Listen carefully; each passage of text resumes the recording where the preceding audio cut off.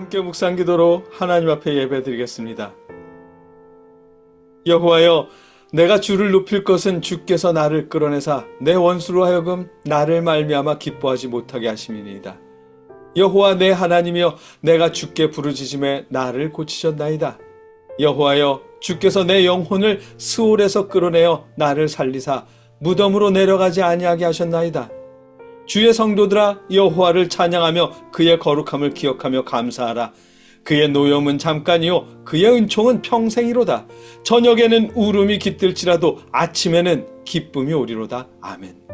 우리가 부르짖을 때에 들으시고 고치시는 하나님, 우리가 하나님 앞에 모여 예배드립니다. 각자의 처소에서 아버지 앞에 예배할 때에 하나님 들으시고 함께 하시옵소서. 우리에게 하나님의 구원에 감사하게 하시옵소서.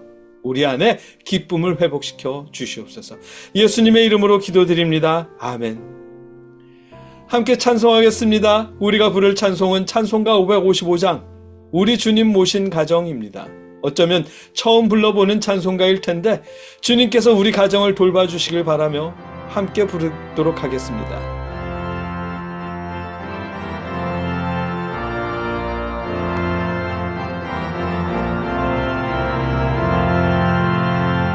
우리 주님 모신 가정, 복되고도 복된 가정, 괴로우나 즐거우나 주를 위해 살아가리.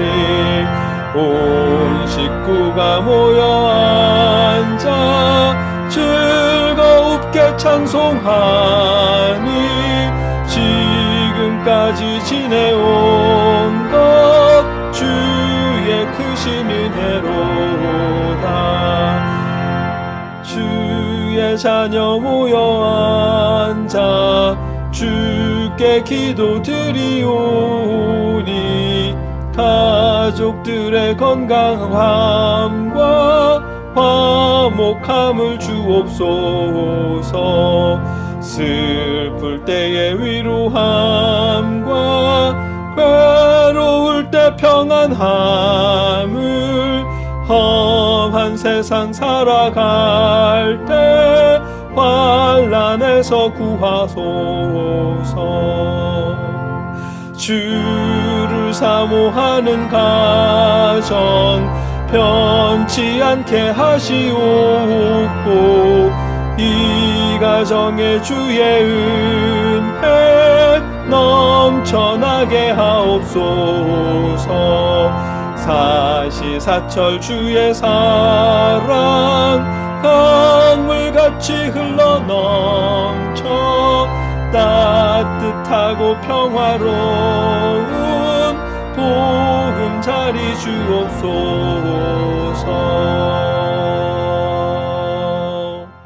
주님을 모시는 가정이 복된 가정입니다. 주님을 향한 사랑으로 서로 돌보고 같은 마음으로 이웃을 돌보는 가정이야말로 복된 가정일 테고요.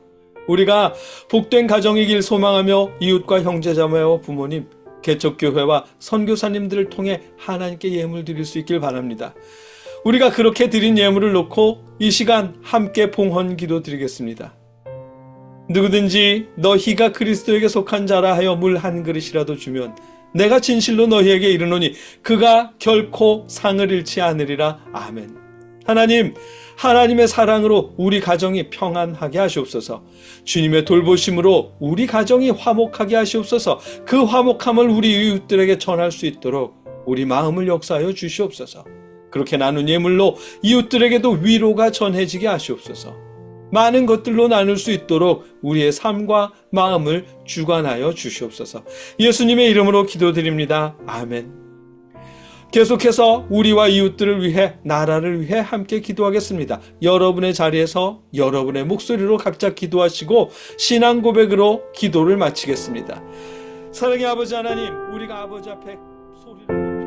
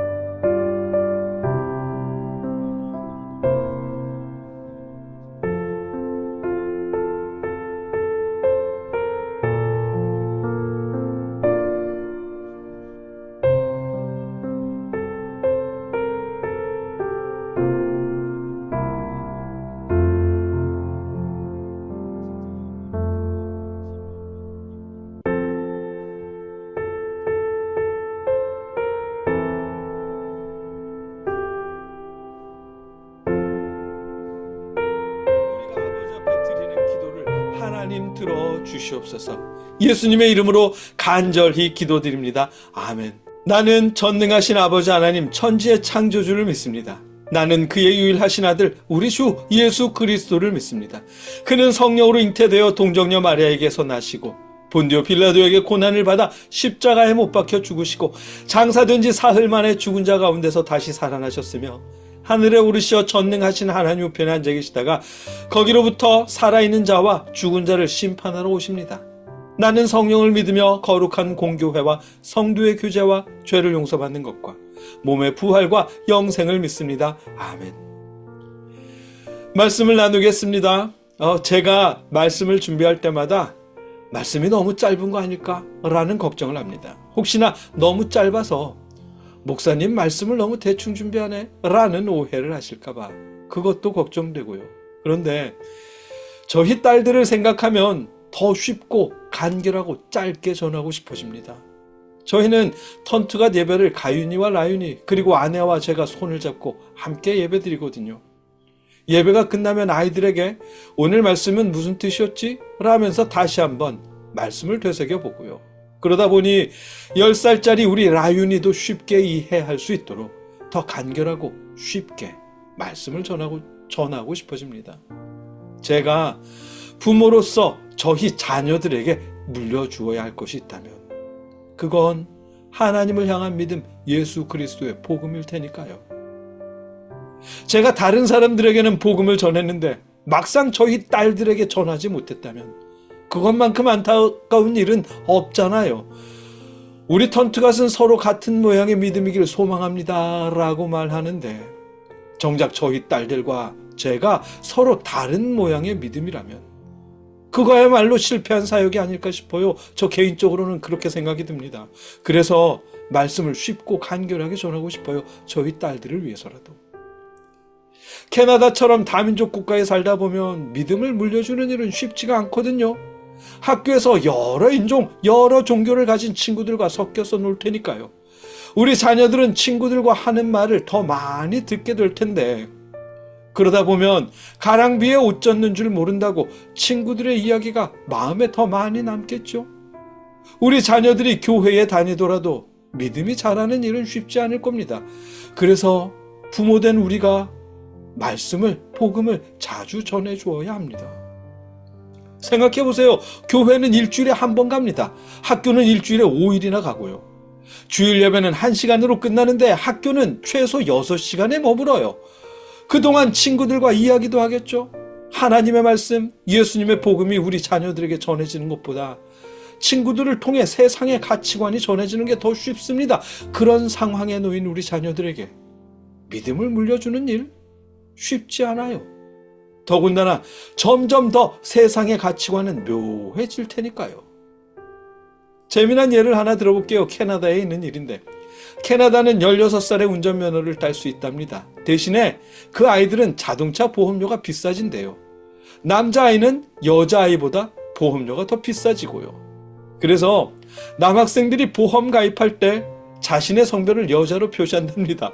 보험료를 조금이라도 싸게 하려고요. 눈으로 보면 남자인 걸 분명히 알고 있지만 그래도 보험회사는 거짓말이라며 따질 수가 없대요. 왜냐하면 캐나다는 생물학적 성별보다 가치관적인 성별을 우선하기 때문이랍니다.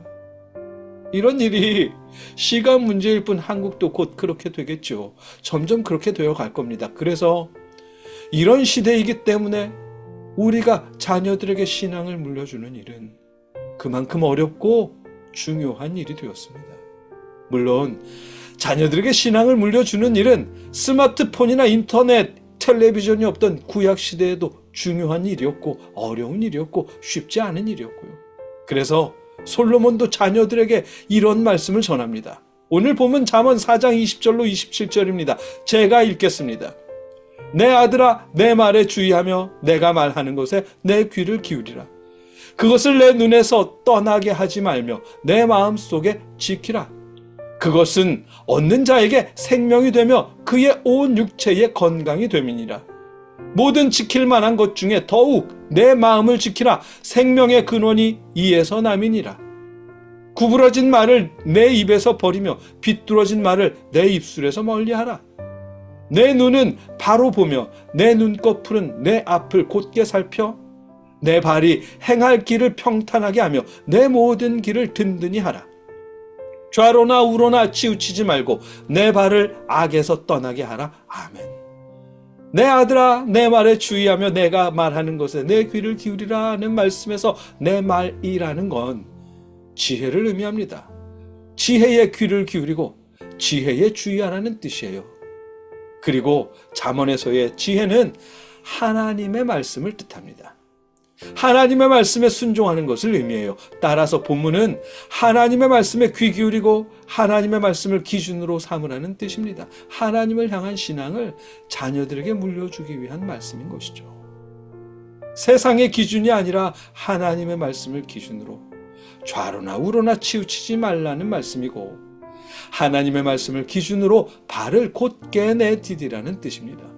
하나님의 말씀을 기준으로 바로 보고 하나님의 말씀을 기준으로 구부러지거나 비뚤어진 불평 따위는 입에서 멀리하라는 뜻이고요. 그래야 마음을 지킬 수 있고, 마음을 지켜야 생명을 얻을 수 있다는 말씀입니다. 하나님의 말씀에 생명이 있으니까요.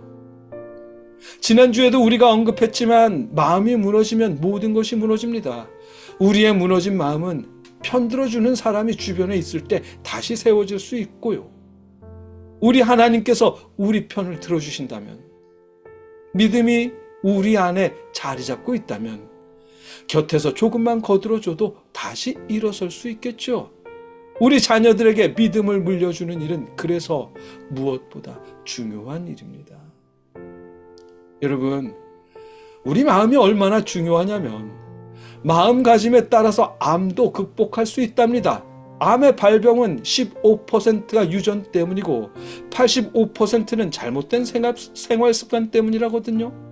미국 암센터에서 50년간 암을 연구한 김의신이라는 분이 유퀴즈에 출연해서 하신 말씀입니다.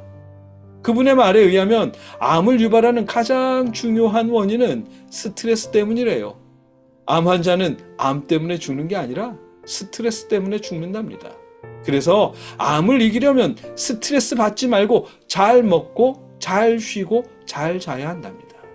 제가 말하는 것보다 그 영상을 보시면 조금 더 쉬우시겠죠. 잠깐 영상을 시청하시겠습니다. 암 환자들이 할 수 있는 것은 잘 먹고 마시고 자는 거. 그게 제일 중요한데, 우리가 먹고 마시는 것은 이 마음이 편치 않으면, 맞아요. 이게 왜냐면 우리 그 위장은 뇌하고 직접적인 연관이 있습니다. 기분 나쁜 상태에서 먹으면 장이 체하는 정도라 장이 흡수를 안 해요. 그러니까 먹어도 아무 소용없죠. 또 반면에 아무리 나쁜 음식을 아주 기분 좋게 감사한 마음으로 먹으면 이 장이 나쁜 것을 흡수를 안 해요. 그 얼마나 신기한 겁니까? 신기하네요. 그렇게 우리 몸은 정말로 신기하고 신비스럽게 창조되어 있어요. 마음을 지키면 암조차 이길 수 있다잖아요. 영상 마지막 부분에 우리 몸은 정말로 신기하고 신비롭게 창조되어 있다 라고 하십니다. 아마도 이분도 신앙인인가 본데, 우리를 창조하신 하나님의 말씀을 의지해서 우리가 우리의 마음을 지킬 수 있다면 암도 이길 수 있다는 뜻이겠죠. 우리 자녀들이 하나님의 말씀으로 마음을 지킬 수 있다면 신앙을 지킬 수 있겠죠. 가치관이 혼합된 세상에서도 곱게 자랄 수 있을 것입니다. 그래서 믿음을 물려주어야 합니다. 신앙을 가르쳐 주어야 하고 하나님의 말씀을 기준으로 삼도록 신앙과 복음을 자녀들에게 전해 주어야 합니다. 오늘은 어린이 주일이고 내일은 어린이날입니다. 한국에는 어린이날이 있어서 선물도 사주고 자녀들과 놀이공원도 가실 텐데, 여러분 거기에 더해 믿음도 물려주십시오. 예수 그리스도의 복음을 자녀들에게 가르쳐 주시고요. 공부 열심히 해서 좋은 대학에 가라는 말을 10번 한다면 복음은 20번 가르쳐 주십시오. 성공해서 부자 되라는 말을 20번 하신다면 하나님의 말씀은 30번 전해주시고요. 우리 자녀들이 세상을 살면서 어떤 일을 경험하든 하나님의 말씀을 의지해서 다시 일어설 수 있도록 마음을 지키는 힘, 신앙을 우리 자녀들에게 물려주십시오. 우리가 전해주어야 할 가장 귀한 것은 바로 신앙이니까요. 함께 기도하겠습니다. 사랑의 아버지 하나님, 우리가 자녀들에게 믿음을 물려줄 수 있도록 인도해 주시옵소서. 무슨 일을 만나든 믿음으로 이겨낼 수 있도록 마음을 지키는 힘, 신앙을 우리 자녀들에게 물려주도록 하나님 우리를 도우시옵소서. 예수님의 이름으로 기도드립니다. 아멘.